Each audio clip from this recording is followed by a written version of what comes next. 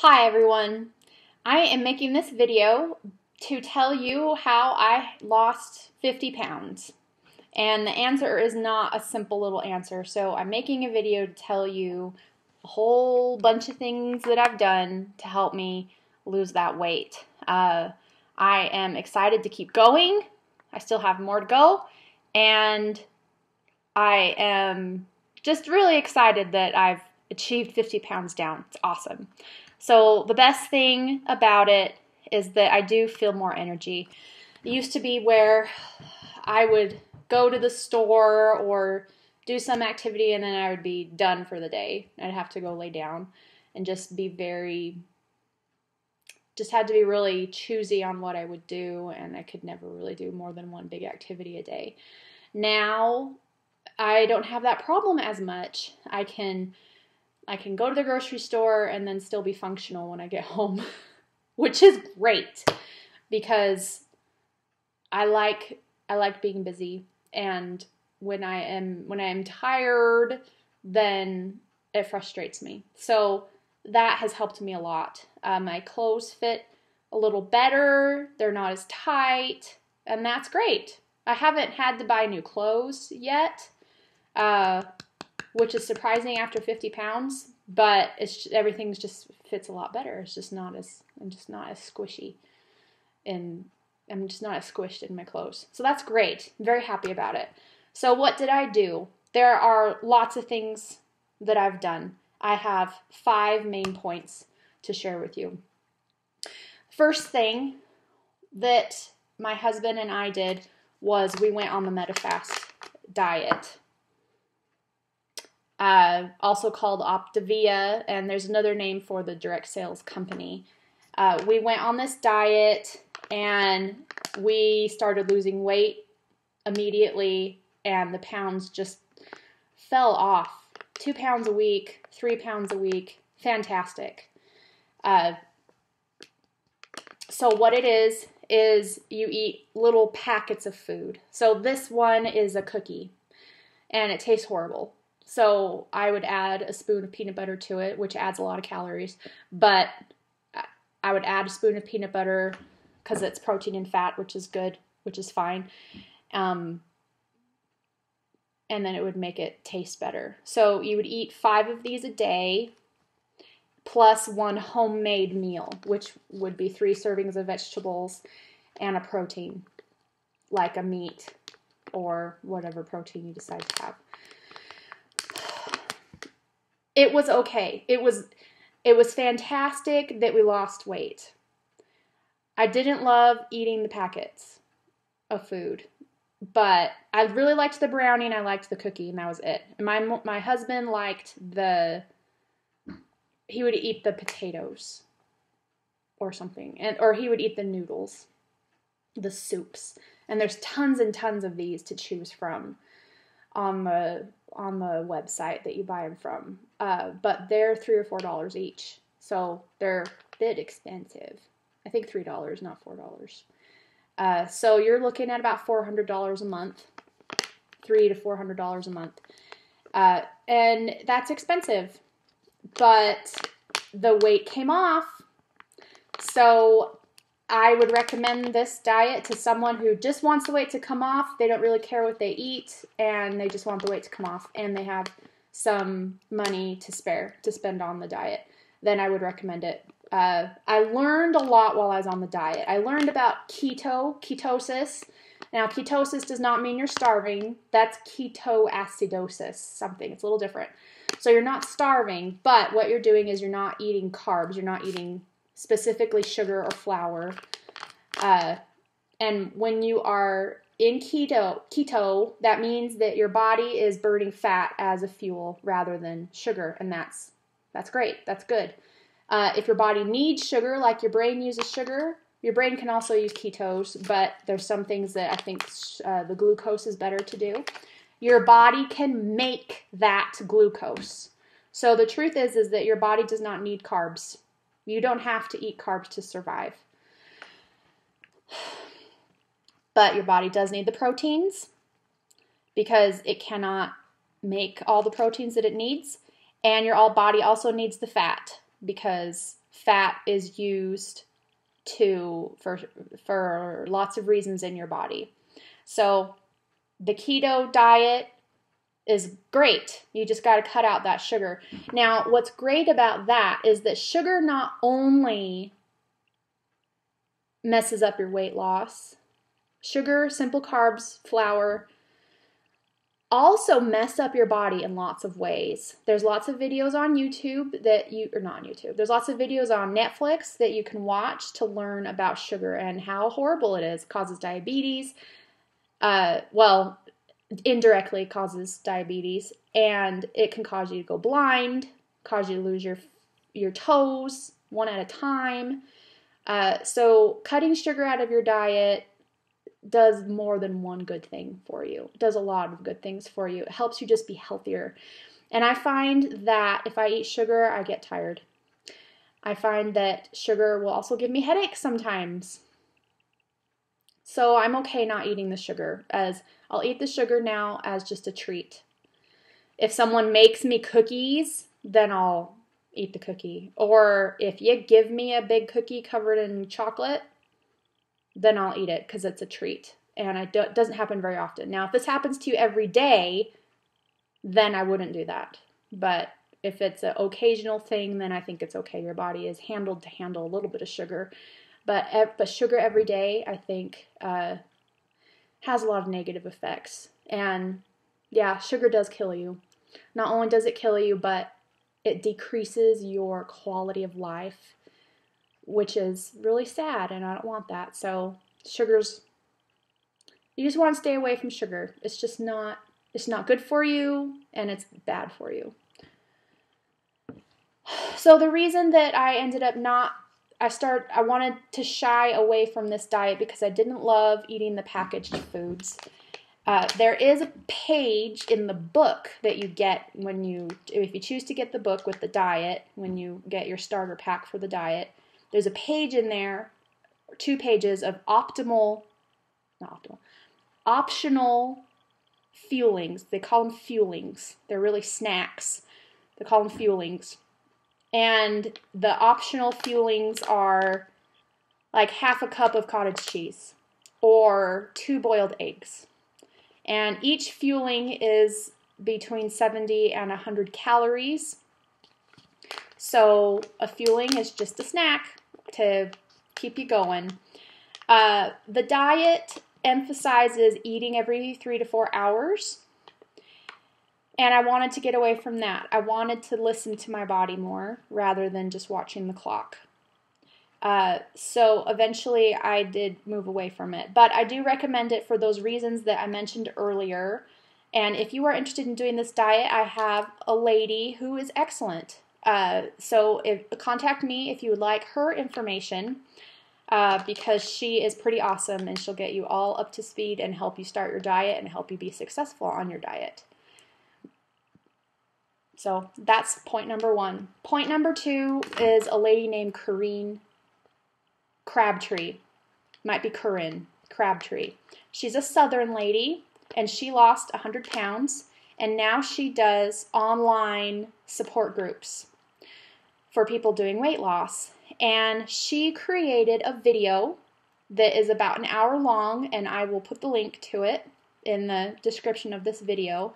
And in this video, she taught me some things. She taught me fabulous things that have changed my life, and I live by them now. And this is months and months and months later. I kind of live by what she says. She talks about the different kinds of eating. And one of the kinds of eating is storm eating. Storm eating is when you are eating and you know you shouldn't be eating. Versus if you're hungry. If you're hungry, then you know you should eat. If you're not hungry, you know you shouldn't be eating, but you're eating anyway. So for me, that's snacking.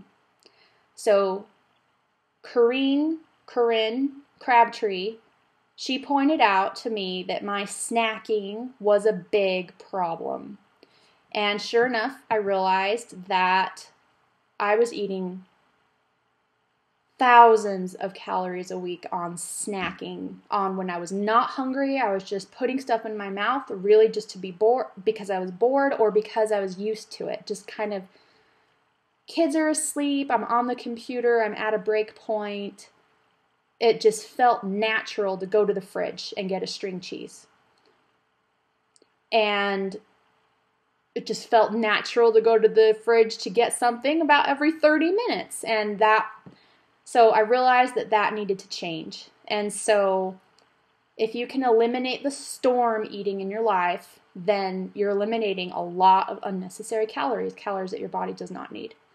So watching her video helped me a lot. She also talks about listening to your body. When you're hungry, when you're really hungry, then you eat. And then how much do you eat? You do not eat till you're full. Full is too much. You ate too much. You eat until you are satisfied. So easy, but yet so hard in real life because we don't do that. We just eat until our plate is empty, or we eat until the conversation's over.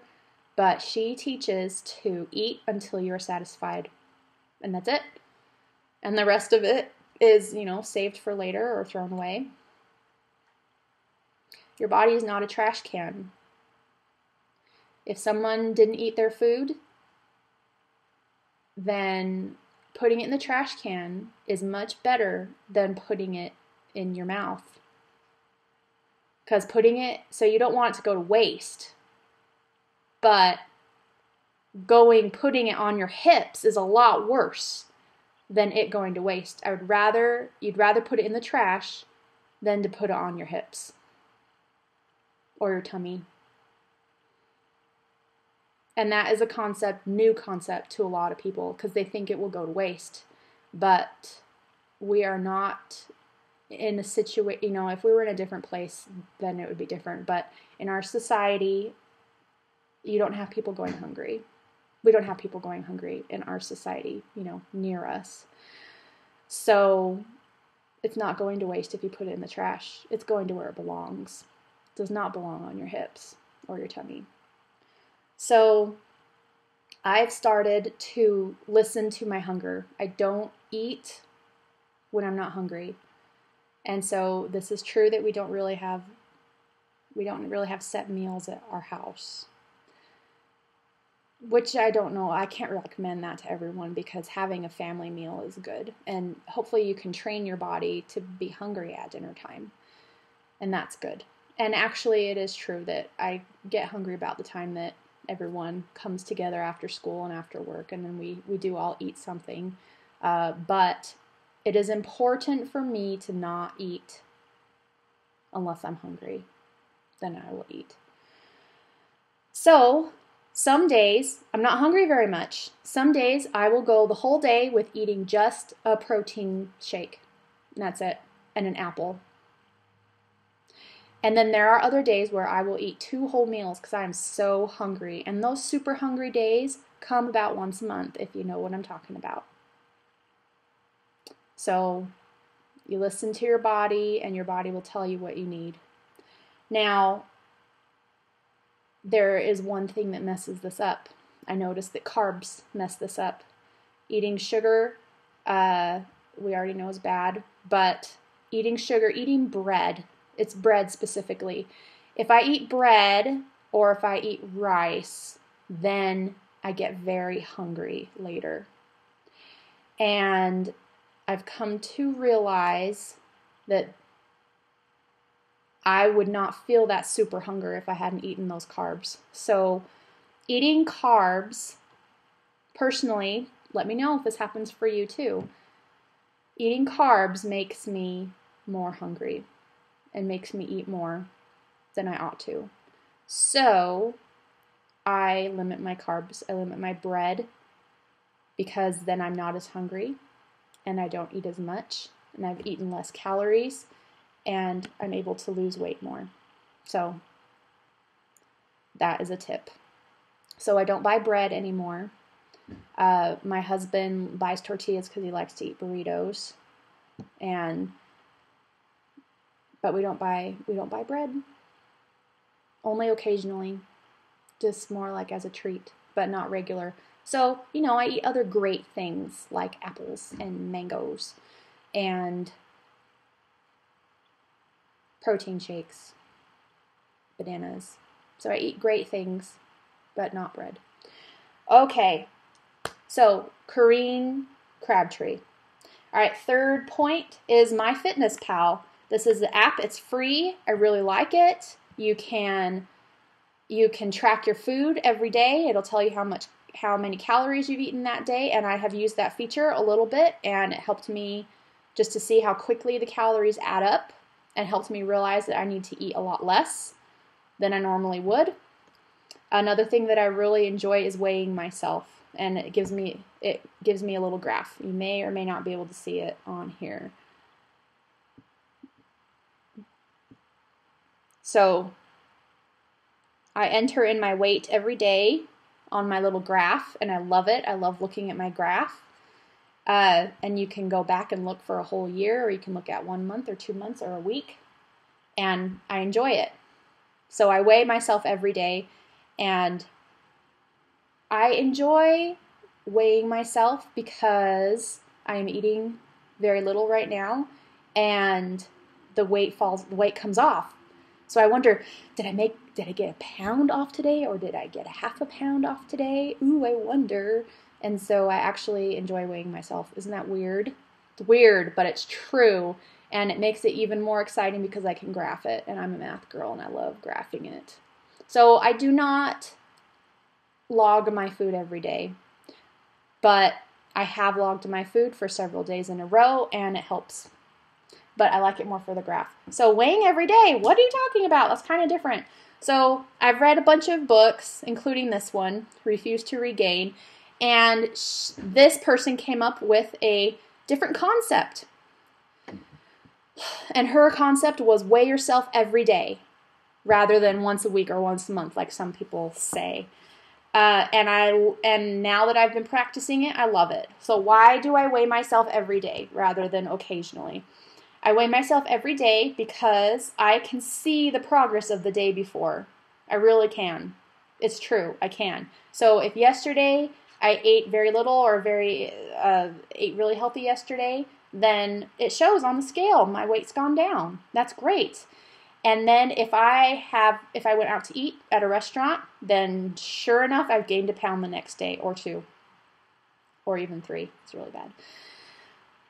I can see it. I can see it every day. And so she brings up a good point that you're like a science experiment. Whatever you did yesterday, then you get to see the result the next morning on the scale. And that, and you're right. She's right. It's worked. Now I weigh myself. You got to weigh yourself at the same time every day, because if you weigh yourself after you eat or after you drink, then you're up a few pounds. And if that's what you decide to do, then great. Then weigh yourself at the same time every day. So I weigh myself in the morning before I've eaten anything. And then if I weigh myself in the evening, I'm always 3 or 4 pounds heavier, or 5 pounds sometimes heavier in the evening. And somehow all that weight comes off at nighttime through urine and through your breath, air. Your air is, when you're burning fat, the byproducts are air, carbon dioxide, and water. So the air comes out through your breath, and the water comes out. They're not sure. This is what I've read online, is that the water comes out either through urine or through your poo or through sweat. They're not sure which way it comes out, but it might come out all ways. Okay, point number 4 is Tony Robbins. I had no idea that I was going to be getting weight loss advice from this guy. And this book is almost 30 years old. Awaken the Giant Within by Tony Anthony Robbins. This is a fantastic book. I'm going to do a whole YouTube video on this book because it's amazing for so many reasons. Motivating, life-changing. So one of the things that he brings up is the Freudian idea that everything that a person does is to avoid pain or to seek pleasure. And I learned that in high school, and I didn't know if I believed it completely. But he brings it up. Everything you do is to avoid pain or seek pleasure. And which one is stronger? Which urge is stronger? And it is the avoid pain. You will go to great lengths to avoid pain. And you'll go to some lengths to obtain pleasure, but not so much as the avoid pain. So, now, I was skeptical at first, but I've tried it and it's worked, and that's why I'm sharing it with you. So, avoiding pain, seeking pleasure. So, what he teaches is you want to associate the overeating, or in my case, sugar. This is what I did, was the sugar. I want to associate sugar with intense pain. So I made a list, big long list, of why sugar causes me pain. So on my list, I don't have it in front of me, but off the top of my head, on my list, sugar causes me to feel tired. Sugar causes me to feel guilty, causes me to feel like it makes me feel guilty for not doing my diet or eating healthy. Sugar is going to make me chubbier. It's going to prevent me from reaching my weight loss goals. Sugar is going to take me to diabetes. It's in my family. So it's in my future if I don't watch it. Sugar is going to give me diabetes. Sugar is going to do lots of bad things. So I made a huge list of all these things, bad things that sugar does to me. And then I made a list of good things that come when I avoid sugar, eat other things besides the sugar. And guess what? It's worked. It's worked. I'll tell you a little story. I'm going to a emergency preparedness training thing called CERT, Community Emergency Response Team. So I'm going to this training, and they have these little bowls of candy out for everyone, because it's from 7 to 9:30, so it's long. And they're fun people, so they give us candy. And the first day that I went, great, I'm going to eat this candy. Reese's, huge weakness for me, Reese's. Love the Reese's, love the Butterfinger, really love the Twix. And I was just eating it. And it's sitting there in front of me, so I just eat it. Just had to keep eating it. I would eat one and say, this is my last one. And then I'd eat one again later and I'd say, this is my last one. And I'd just keep eating it because I couldn't resist it because it's yummy. And so I left CERT training having eaten a lot of candy. And then that week I read this book, and I read the part about the avoiding pain. I made my list, and I'd been working on helping myself associate sugar with pain. And guess what happened? I went back the next week to the training, and I looked at that candy, and immediately I thought, no, that's going to cause me pain. It's going to cause bad things. I don't want it. Bad for me. And it was in me that, it was really well in me that I didn't want it. So it really worked. Now, Tony Robbins also talks about conditioning, that you got to keep working at this. Or continue telling yourself that this is really bad for me. This is going to cause me this problem. This is going to cause me this issue. And I'll feel so much better when I don't eat it. I'll feel so much better eating healthier, and I get closer to my goals. And so remind yourself of those pain points and those pleasure points. Conditioning. So keeping it up. And so I took that bowl of candy and I moved it away from me, because willpower is not a tool. I've learned from Tony Robbins and from some other books that I've read. Willpower is not a tool. Just because if somebody is on a diet and they succeed, it's not because they have willpower. It's something else. Willpower is not a tool. It is not reliable. It's not like a hammer where you can always depend on it to do the same thing. Willpower wanes over the day. It gets used up, and sometimes it's it's weak. So you cannot depend on willpower. And so I took that bowl and I moved it away from me because I cannot depend on willpower. I have to depend on something else. Willpower is not a tool. Okay. So so actually there were only 4 points. So those are the 4 points, and then now I'm going to tell you what I do now, basically, because I'm still losing weight and I'm still going. So now, I only eat when I'm hungry, like I told you. If I'm not hungry, then I don't eat. Now, sometimes I am still a little bit hungry, like a tiny bit hungry. I don't eat yet. It's when I'm really hungry. Hungry enough to eat a salad. When I'm hungry enough to eat a salad, then I know that I'll eat. If I'm a little bit hungry, but I wouldn't want to eat a salad, then that's not hungry enough. So yes, I will walk around and still be a little bit hungry. And what helps that is getting your mind on something else. Do something else. Have your hobby, have your book. Don't hang out in the kitchen. That helps. Having something worthwhile to do that distracts your mind from that tiny bit of hunger, that helps a lot. Okay, when I eat, I only eat small amounts. So 1 apple with a couple of spoons of peanut butter is a meal, usually for me. I don't eat bowls of cereal anymore because it's carbs. So I avoid the carbs because the carbs will give me, it's like artificial hunger, but it feels like real hunger, so you're eating a lot more. I will eat only 1 string cheese, not 2. So just small amounts. And when I do eat, I eat protein and veggies and fruits.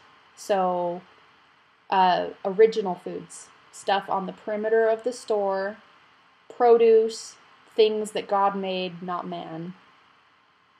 Okay. Now, another issue is vitamins. You want to make sure you're getting your vitamins. So how are you going to get your vitamins if you're only eating a tiny bit a day? I take my pills and I take my vitamin drinks. Athletic Greens is really yummy, but they're very expensive. My next recommendation is Isogenics Greens. They taste great. To me, I like the way they taste. The greens, they give you these nutrients that, yeah, I really like the Isogenics Greens. They're very good. You can get those between $40 and $50 for a month. So it's my vitamin drink. I also take a multivitamin as a precaution because I know that they don't get absorbed as well, but I still take it as a precaution. I also take a fish oil pill every day and a probiotic. So you want to take a probiotic to help your body digest and to help your body absorb the nutrients that you're eating. Fiber, I take a fiber pill for lots of reasons. It helps my stomach feel better. I have IBS, and sometimes my tummy just really hurts. And so I've been taking a fiber pill every day, and that helps a lot. Now, all these pills I get at Costco.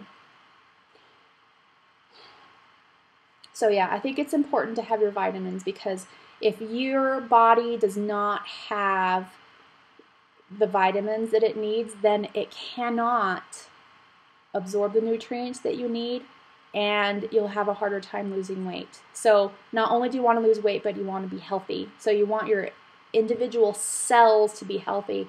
If your cell is healthy, then it will release the excess fat that it is storing, and that's you moving away from diabetes. When your cell is storing extra fat, which comes from fructose, then from fructose and then also from like just eating junk, then your cell will get healthier and just good. Okay, and then one more thing that I didn't even write on my list, but I like to bring up: find a physical activity that you enjoy. And it took me a long time to think of a physical activity that I enjoy, because I don't even like swimming.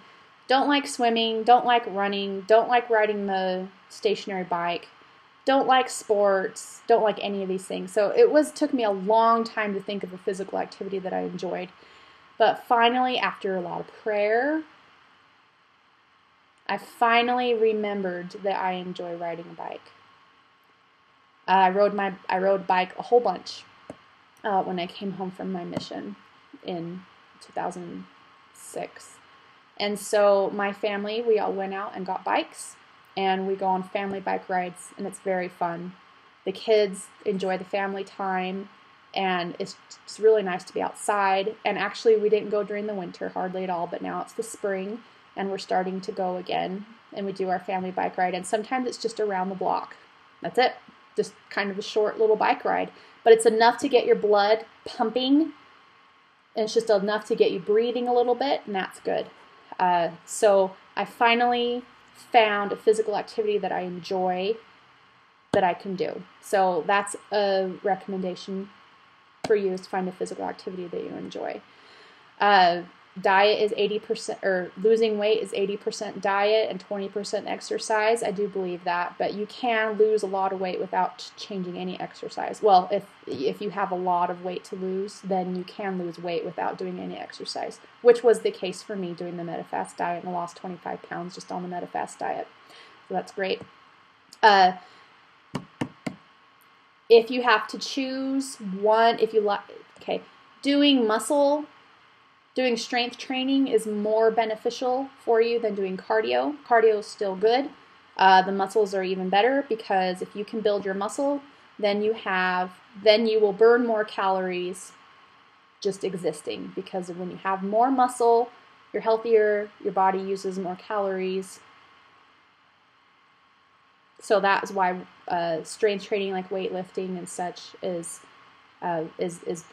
very beneficial. So if you can only choose one activity, then the strength training would be the best way when you are looking for your weight loss. Okay, those are all my tips for now. I'm very excited. I've gone from 325 down to 275. Yay! And I'm going to keep going. And if I have more tips, if I have more things to tell you as I lose more weight, then I will let you know. But in the meantime, that is basically, that's the nutshell for you of how I've lost my 50 pounds. Okay, have a great day. Bye.